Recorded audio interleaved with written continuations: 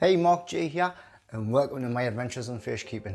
What we're going to do today is focus again on the Fluval Flex, but this time I'm going to give you some hints and tips to get the most success out of your Fluval Flex. Enjoy. Happy New Year and all the best for 2020. I personally got loads of planned for this year, really exciting stuff. I'm going to try and push this YouTube channel and create some great content for you guys. So if you're interested in fish keeping, aquascaping, set up an aquarium, unboxings, reviews, all that sort of thing, please consider hitting that subscribe button to see more, and that way you'll not miss a thing. Before we go into the hints and tips of the Fluval Flex, I'd just like to mention my Instagram account. Basically, Tropic Aquarium plants featured the Fluval Flex on Instagram. It's like a show tank for what you can do with easy, great plants, non-CO2. The photographs look brilliant and the response, overwhelming. Got loads and loads of likes, loads of feedback, loads of comments, and it's flattering, really flattering. So check out the Instagram account as well. I'll leave details of that on the screen there. Okay, so let's delve into looking after and creating your Fluval Flex. Okay, what we'll do, we'll cover this in steps. And step one is research. Can't emphasize that enough. Research is really important. So even if you've got your Fluval Flex tank, let it sit, research, you know exactly what you're doing. There's loads of platforms where you can do your research. Google searches, YouTube, there's some brilliant YouTubers out there. And I'm getting a wealth of knowledge through watching YouTube. I tend to binge watch YouTube a bit too much, but there you go. Facebook groups, that's another one. Face group, there's loads of groups, whether you're interested in African cichlids, tropical fish, aquascaping, the Fluval Flex. There's one Fluval Flex enthusiast, which I'm part of that group. Great stuff. So like I say, join some groups.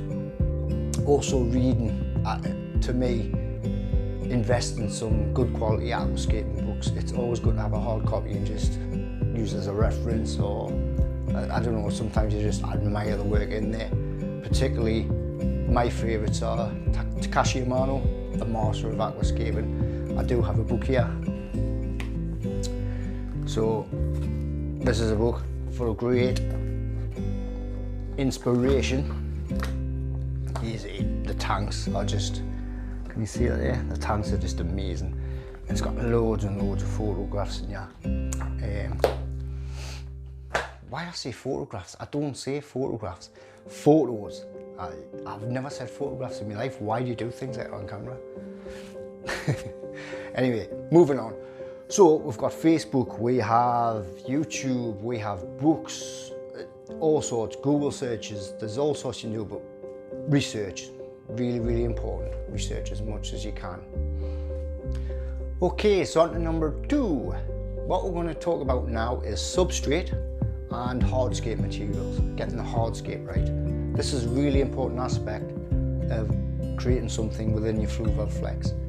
First up, I'll buy a good quality aquarium soil, or you can get substrates like there's a base layer which goes on, and you can put inert materials over the top, such as decorative sand, decorative gravel, that sort of thing. So that's the first thing you consider. I personally use Tropic aquarium soil. Very good quality soil, and it's actually quite easy to get hold of. Pets at home sell it even, so good quality soil. So once you've got your soil, you're going to concentrate on hardscape materials, rock, wood, combination of the two. So in this instance, we'll talk about a combination of two. My advice is buy more and buy bigger than you think, because it's really hard to work with small pieces. And it's always good to have more so you can be more creative. Because you might get one piece you think looks great in the shop, you get home and it just doesn't look right in your tank. Also, if it's large, you can cut it. You can use a saw to cut the wood, chip it away, make it look natural, break it off, that sort of thing. Stone, you can use a hammer, mash hammer, put your gigs on, put your glasses on, and smash that up, okay? And then you've got loads of materials to play with to create a good hardscape. So say you've done that, you've got the substrate in, you've done the wood, you've done the rocks, you've got something that's looking quite good.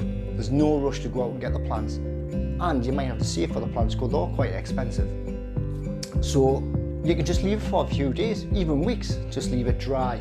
You can check it every day, and the good thing with that is if something's not looking quite right, you can tweak it here and there, get it so it's just right and looking quite good. Like I say, don't rush to go and get the plants. Make sure you're really happy with the hardscape. You'll never be 100%, never, it's really hard, but get something that's quite pleasing to the eye, looking quite natural. So that's it. I would say buy more than you need, buy bigger, and get the best quality you can. Okay, there's loads of different varieties out there, but I don't want to go into too much detail. Okay, so we're on to number 3. Okay, 3 is plants, choosing suitable plants for your fluval setup, or again, any setup you do. Choose plants that are suitable. And what I mean by that is you've got easy growing plants and you've got ones which are more difficult. Easy tends to mean that they don't need CO2 and they don't need loads of lighting and fairly easy to look after. The more advanced you go, you need really high levels of light and you need CO2 injection. So we'll keep away from those, like we say, we'll concentrate on the easy level plants. Tropical plants do that system. They've got easy plants, medium plants and advanced plants, green, yellow, red. So when you're shopping for plants, look for the easy level plants. Because if you're not going to inject CO2, I wouldn't advise that. Get easy plants to start with, keep things easy for yourself. There's loads of different choices, not as much as if you are going to go advanced, but there is loads of choice for your plants. I'll just go through what I've got and what I've found have been easy growers and they look really nice. First up, you've got your foreground plants. Foreground plants tend to be grass-like and it creates what you call a carpet. So if you want a carpet of plants, you can look for an easy growing carpet. I've chose Helianthus tenuum green, which is a great plant. It's grew really well and very happy with that. You've got epiphyte plants. Epiphyte tends to mean they're attached to rock or wood and grow from there. Examples of that, you've got your Java fern, you have Anubias types, like I've got the Anubias petite. We have Bucafloranda species. I've got none in the flex, but again, easy growers, gorgeous looking plants. I've got them in the other setup. And we also have crypts in there. Crypts are really good plants, slow growing, don't need loads of light, and there's loads and loads of varieties, different colours. You've got purples, you've got dark greens, you've got the bright greens, you've got some small grown, more dense grown, tall grown, loads of varieties, and all tend to be easy carrying plants. So crypts, I'd say, are a must. It's up to yourself, but get some crypts. Lastly, and importantly, we have stem plants. It's important to plant stem plants because they're fast growing. Fast growing mean that they'll shoot to the top in a short period of time. They're going to use the nutrients in the water, and there's not going to be excessive nutrients, which can cause algae issues, which everyone hates algae. That's a thing that puts people off fish keeping is algae. It gets on my nerves. Everyone gets a little bit of algae, but when it gets over excessive, it's a nightmare. And you tend to want to strip your tank down or straight on gum tree. That's what happens. So get a good quality stem plant. Stem plants, I have the Hygrophila siamensis 53B, which is like a weed, grows really, really fast. I'm constantly trimming mine. And when you trim, the good thing is, trim the tops off, you can actually trim them in half and you plant what you've took off. So it gets a nice bushy effect. So that's a good little tip with your stem plants. Buy easy category plants. Tropica have a brilliant range of them. Buy the best quality plants you can as well. That's important because you don't want, if you buy poor quality, there's a good chance they'll die. They come with snails and I just wouldn't bother. Get the best quality plants you can. Okay, so on to number 4. Short and sweet, but again, very important. You need to use a good quality liquid fertilizer every day. In my case, I use Tropica. Tropica specialised, and it's 1 squirt, just 1 squirt a day. Keep things nice and simple, and that's what I want with Fluval Flex, just keep things simple. There is other ways of dosing liquid fertilisers. You can dose separately. There's a thing called the AIA index, that sort of thing, but I personally like it simple. 1 squirt does the trick. There is other good quality ones out there which are all round, contain all the nutrients needed for the plant to take into the leaves. And you've got TNC Complete, which is a good one. and we have Evolution Aqua, Aquascape-A series, Aquascape-A Complete I think it's called. Again, a good all-rounder. And that's the key, using an all-round fertiliser, keep things simple. So that's it. Okay, step number 5. Now we're going to talk about the Fluval Flex lighting. I get a lot of questions about lighting, to be honest, and they all say, have you changed it? Is it the stock lighting? And the answer is yes, it's a stock lighting, which I believe is around 11 watts, and it's perfectly capable of growing the easy category plants which we've chosen. I do have it on a timer. I think it's important you put on a timer, and I have it for an 8-hour period. So a photo period of 8 hours on a timer. And when it's on a timer, you know it's getting enough light and not too much light.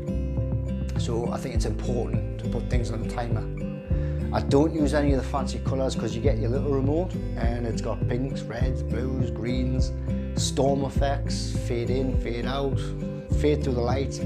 I wouldn't bother with that, not in a planted aquarium. Full power on the white, so you're getting the full set on the white light. And I have added a bit of colour. I don't know if it makes any difference. It makes the colours pop a bit more, and maybe it does help. And it just gives it a bit RGB, red, green, blue, and that colour is magenta. So we've got the white light on full setting, and I added a bit magenta. But other than that, that's it with the lights. On a timer, 8 hours a day, full power setting. And you should have no problems with the lights. The stock lights, you no need to change it. Okay, number 6. Number 6 is probably, I would say, the most important aspect of fish keeping and looking after your Fluval Flex. And that is maintenance. Regular maintenance where you do your water changes. I would change around 50% of water every week. Initial setup, when you first set it up, you want to be changing the water at least every other day for a couple of weeks. That really does help get rid of those excess nutrients and prevent you from getting as much algae in the beginning stages till the tank gets more established. Okay, so I can't stress that enough. Maintenance. Be particular about your maintenance. Enjoy your maintenance. Don't make it a chore. Make it as easy as you can for yourself. And in future I will bring some videos out on the easiest ways to change the water and maintain the tank. I do have a video out on maintaining the Fluval Flex if you want to check that out. If you see any dying leaves, yellow and dying leaves, take them out. Because what happens there, the plant will just put all the energy into repairing that damaged leaf. So if it's not there, all that energy goes in the good plant. So that's what you want to do. So regular water changes, 50% every week, and try and make that regular. It really does help loads as well. So that's one thing. If you take anything out of this video, that's one thing to remember. Maintenance, maintenance, maintenance. It's really important. It's a chore, but enjoy it. It's part of the hobby. Okay, lastly, this is really, really important, and it's as simple as that. Enjoy it. Enjoy your tank. Try and stop worrying about it. Let things go. A little bit of algae isn't going to be the end of the world. Keep your hands out the tank, constantly like, oh, need to do this, need to do that, need to do that. Sit back, relax, and enjoy it. Your maintenance, enjoy the maintenance.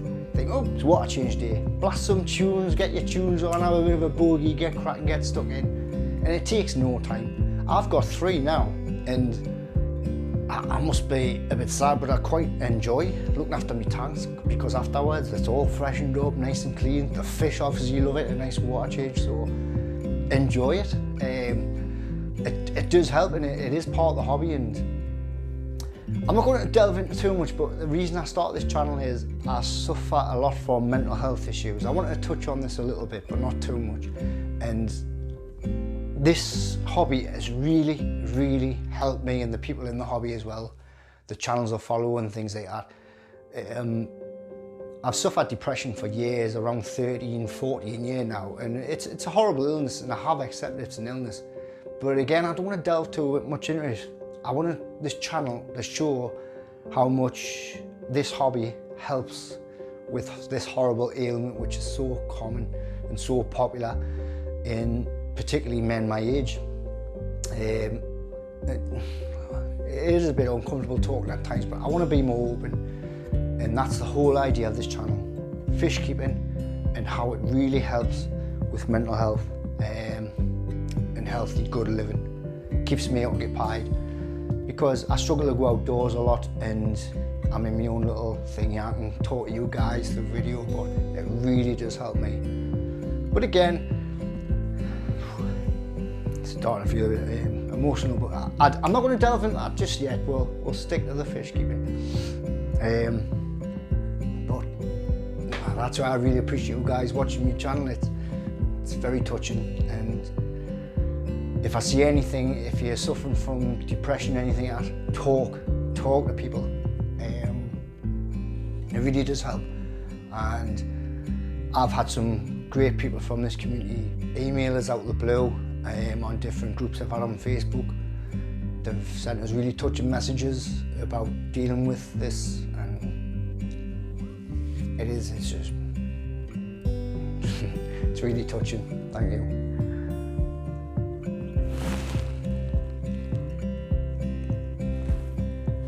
Right, I'm back after that little episode.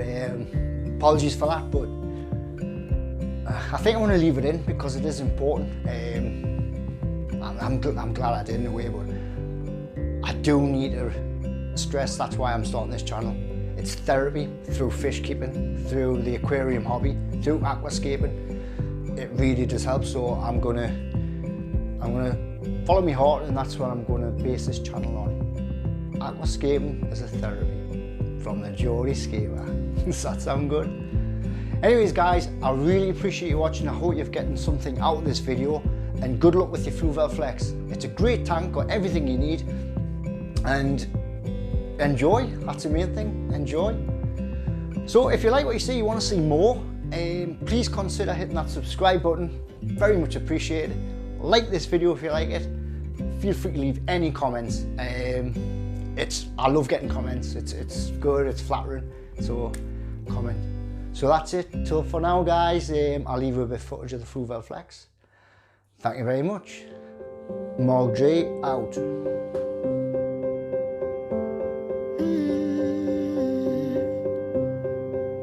I won't get close to your heartache if you won't open your door. I'm feeling kinda lost when your mind is hiding whatever that is choking your chest. I can see it